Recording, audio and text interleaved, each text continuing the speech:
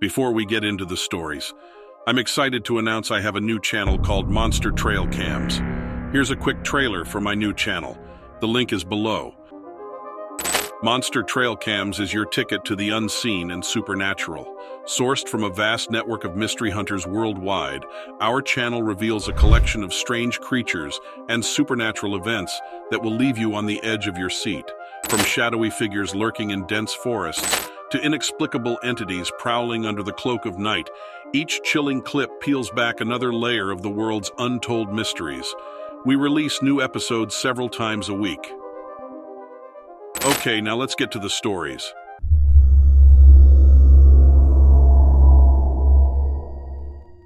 So, I was hanging out with my friends at Goshen Pond up in New Jersey near the Pine Lands. My friends and I were camping. Everything was going great. We went hiking, kayaking, swimming, and we were having a blast. Well, around maybe 7 or 8 that evening, we were cooking dinner and having fun. The sun had just set, so it was pretty dark out, but we could still see. We were laughing, joking, messing around and whatnot, when this really awful smell just appeared. It smelled like someone had just broken a few dozen rotten eggs. The stench was so unbelievably strong. We actually even worried that maybe the meat we brought had spoiled, but when we smelled it, it smelled fine. Then we realized it was so quiet. You know how in the movies when something bad is about to happen and there is no noise, like at all? That's what it was like. It sent chills down my spine. Deep in the distance, we heard what sounded like a scream. It was super high-pitched, but it just didn't sound right. If that makes sense. It was high-pitched and didn't sound human. It made my blood run cold, and even now when I think about it, I just feel sick and scared. My friends and I just stood around our campfire staring at each other. One of them suggested it could be a wild animal, a coyote or something. A dying cat, maybe. But they looked as disturbed as I felt. We scanned the tree line and began to put away all the food just in case it was a wild animal. We had everything mostly packed up and was starting to put the fire out when we heard what sounded like drums beating softly. It's hard to describe, but it grew louder and louder. We looked around trying to see where the noise was coming from and what could be causing it. We thought maybe it was some other campers somewhere. But then that's when we saw it. God. It must have been at least 6 feet tall, and I swear on my life my friend's seen this too. It's going to sound so crazy, but I could not make this up. It looked like some sort of demon. It had these huge wings like a giant bat and these awful glowing red eyes. Even though it was a little harder to see, I could make out its hocked legs and scaled skin like a lizard. Its face, honestly, the weirdest part. It had a head kind of like a goat. It had an elongated snout and horns sticking out of its forehead, but it had the ears of a bat. It had a really long tongue, too. When it opened its mouth to screech again, I could see sharp canine teeth. And then, of course, its eyes were red and glowing. It just hovered in the air. I don't know how long it stayed there. It felt like an eternity, but it couldn't have been longer than a few seconds. My friends and I were terrified and frozen in fear and just stared into those awful red eyes. Then it screeched and flew away. We ran to our tents to grab our phones, and though it only took like 5 seconds, the thing was already gone. My friends and I just looked at each other. You could tell what we were each thinking, and when we looked at each other, we all knew we had seen the same exact thing. We remained quiet and stayed in the same tent together for the night, but not one of us was able to sleep well. The next morning, we talked about it, and we had all seen the same thing. I know it sounds crazy, a flying goat bat demon, but it was real. We drove home that day and cut our trip short. On the way home, we passed some other campers leaving the area, so we asked them if they had seen or heard anything strange that night, and they said they heard wild animals howling throughout the night, but not much else. We thought about talking to the authorities about it, but what could we tell them? That we witnessed a goat bat demon fly off into the night? We hardly believed each other. So forget about convincing the authorities of what we saw. We tried to look it up online, but didn't really find anything. Eventually, we just agreed to stop talking about it.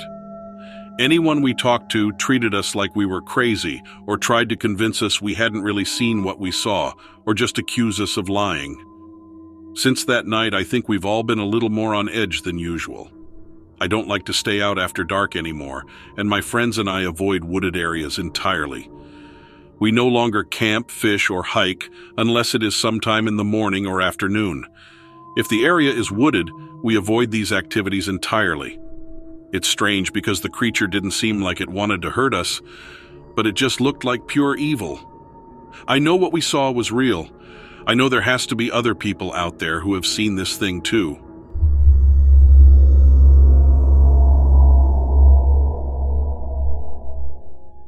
I was about 10 years old when my family moved to a new house just outside of San Antonio, Texas. At the time, I didn't know how much history the city had, but later on it would all make sense. Summer had just started, so I wasn't able to make friends through school. There was an overrun park just down the street that had a swing set was in good condition. After I unpacked some, I decided to head down to the park, hoping some local neighborhood kids would be there. I sat on the swing for a bit before the summer heat started getting to me. I was about to make my way home when I heard jingles coming from the opposite end of the park. A local fruit and ice cream man was pushing his cart towards me, and I thought some cold refreshments would help cool me down. I waved at him from a distance as I searched through my pockets for some change. As I approached him, my eyes scanned the cart, seeing the different options. The treats he had were ones I was familiar with, but the logos looked different. I reluctantly settled for a popsicle and asked how much.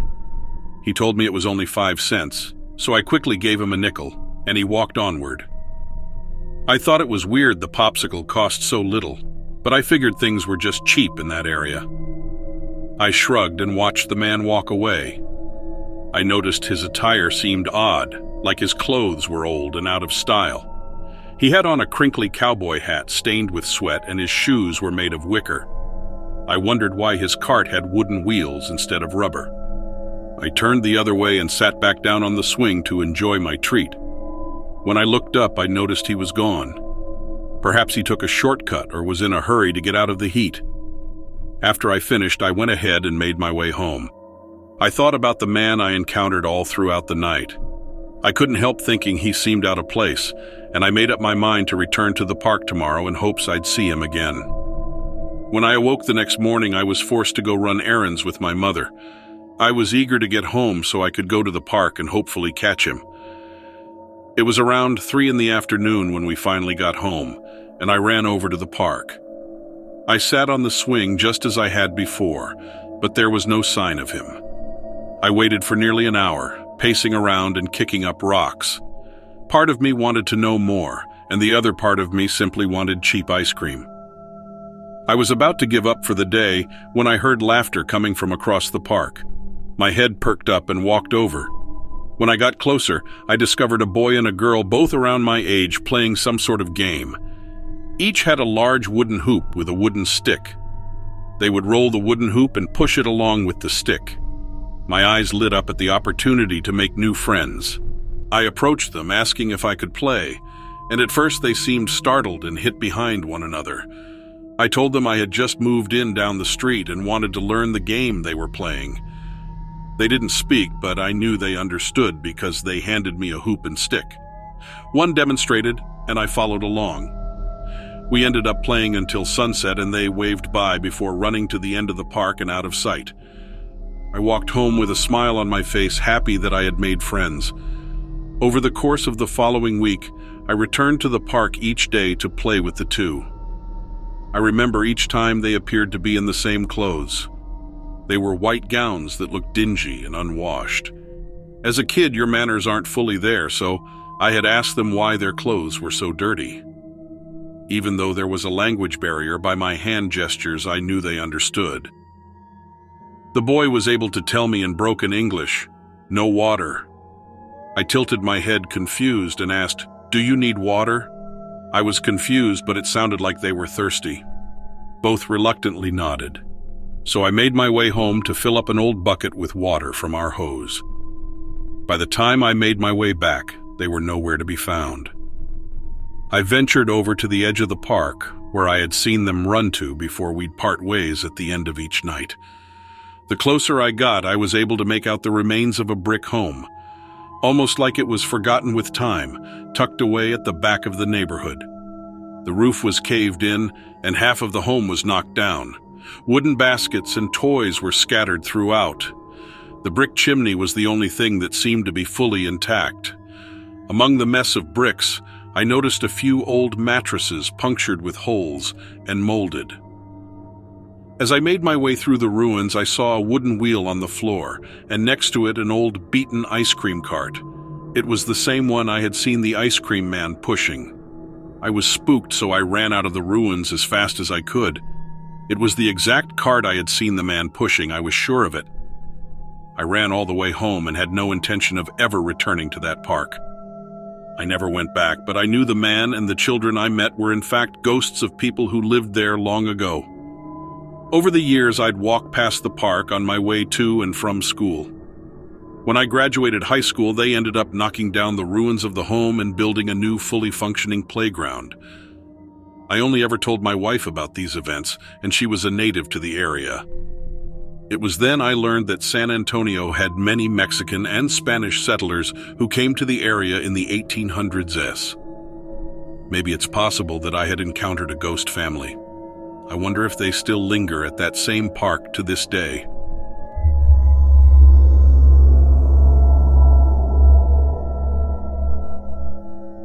I was spending the summer at my aunt's house while my parents were working to get ours ready to sell. I think I was around 12 years old at the time. My aunt lived in Las Vegas, which is about the most uninteresting place for a kid my age. Also, it always seemed so dusty to me, and it got so hot I could hardly stand it.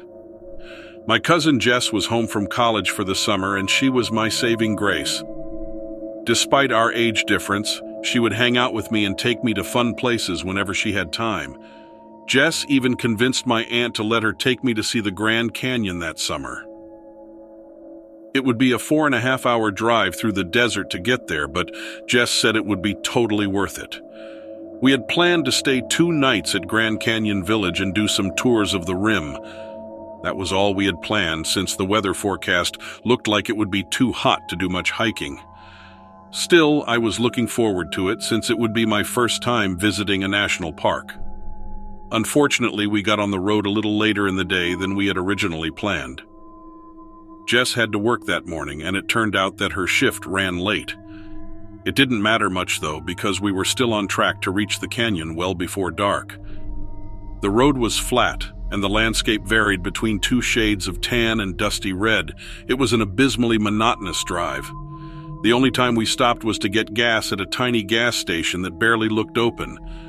In fact, the only reason we stopped was because we saw a sign that informed us there wouldn't be another gas stop for 200 miles. Jess picked out some snacks and sodas. I looked around for the bathroom, but I couldn't find it and had to ask the cashier. She just pointed towards an unmarked door in the back of the store. The door led straight outside, and at first I thought it was a joke, but then I saw a porta potty behind the dumpster. I was grossed out, but I didn't know if I could hold it for another 200 miles. A man exited the porta potty just as I was walking towards it. He stopped me and said, "It's going to be dark soon, kid. You best be planning to be indoors by then. There are strange things out here after dark, like things in the sky that shouldn't be." I thought the man was some sort of lunatic, and I just hurried myself into the porta potty. I met up with Jess back in the store. She handed me a soda but told me not to drink it right away, since she didn't know how long it would be until we reached the next restroom. I didn't mention the man in the porta potty or what he said about weird things in the sky at night, but I did ask Jess if we were still going to reach the park before it got dark out, and she said we would.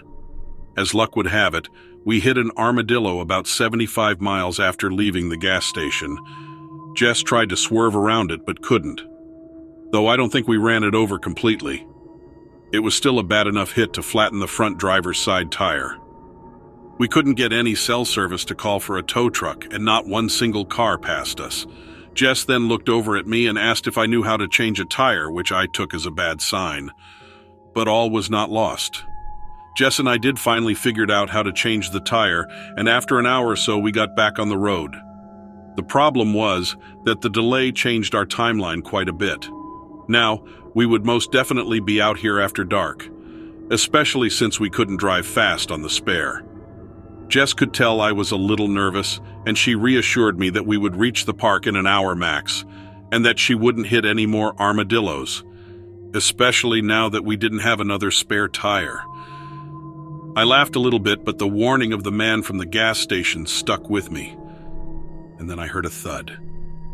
It sounded just like when we hit the armadillo, but it came from the roof of the car, like something fell on us. Jess pulled the car over. I begged her not to get out, but she wanted to see what fell on us and if it damaged her car. I couldn't see anything from where I was sitting, but I definitely heard Jess scream. She jumped back in the car immediately and locked the doors. I asked Jess what she saw, but she just kept saying it was nothing. And then I saw it come into view from my window. It was flying in the sky. It looked like a dinosaur. That's the only way I can explain it. It was like one of those flying dinosaurs. It had eyes like a lizard or a snake. Its body was covered in scales. I thought I could even see a few others higher in the sky, but I can't be certain since at this point the darkness was starting to cover us. Jess took off, and thankfully we arrived within the hour and got ourselves into our hotel room. The next day we got the tire fixed and continued on with our trip. Jess never mentioned it again, and as I kid, I just held it all in and didn't bring it up, which still affects me to this day. Jess and I never talked about the encounter again, and we never told anyone what happened. At least I know that I didn't. I mean, what would people say? No one is going to believe we saw some type of dinosaur in the middle of the desert. I know it sounds crazy, but that's what happened.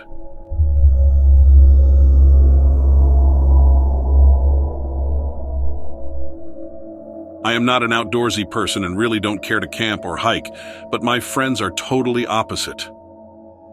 A few years ago, they convinced me to give camping a chance. I didn't want to, but they promised to do everything, and all I would need to do is eat, swim, and sleep, so I begrudgingly agreed. Where we went was in Transylvania County, North Carolina. Where specifically I couldn't say, and now I don't even have a desire to ever know. I can admit the drive to the trail's parking area was beautiful. So was the initial hike to where we would be camping. It was summer, so everything was lush and green. We made camp and everything was uneventful for a few days. To be honest, I was bored out of my mind as day 3 approached. I had no idea how I would last for a whole week.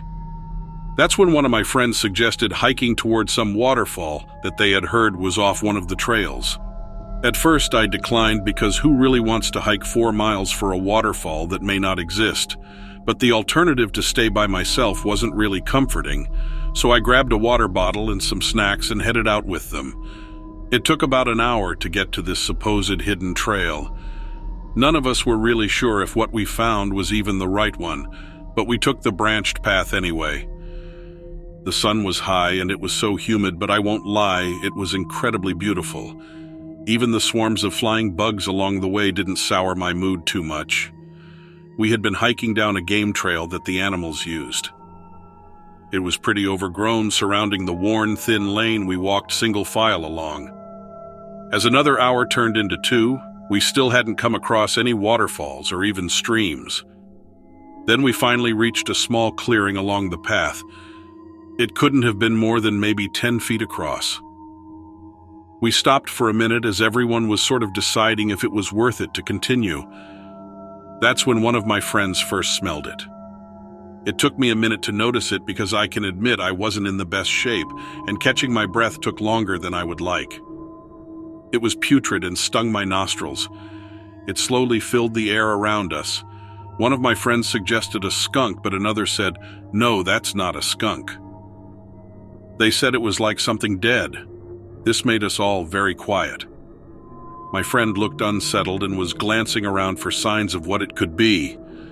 That's when we first heard the whooping. That's the closest way I can describe it. It came in bursts, some short but others drawn out, like some twisted language none of us understood. There was no time for us to do anything but share scared looks when we heard trees falling ahead of us on the path that led further out of the clearing. In a moment of awareness, I realized I couldn't hear anything else but the sound of trees snapping. We all were so scared we didn't make a sound. Whatever was knocking down the trees was getting closer. So was the whooping.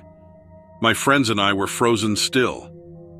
That's when I felt one of their hands grab me and pull me back down the trail we originally came down.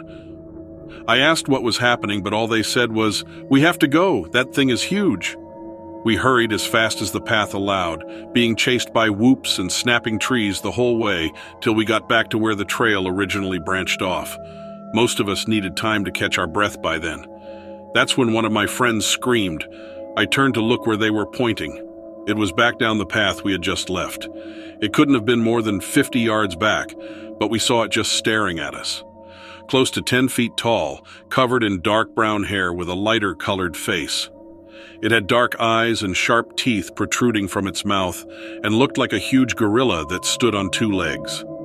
We were staring in shock when the wind blew, and we smelled that putrid stench from before. Then it snarled. None of us stuck around waiting. We were running and pushing and shoving as we headed back to our campsite.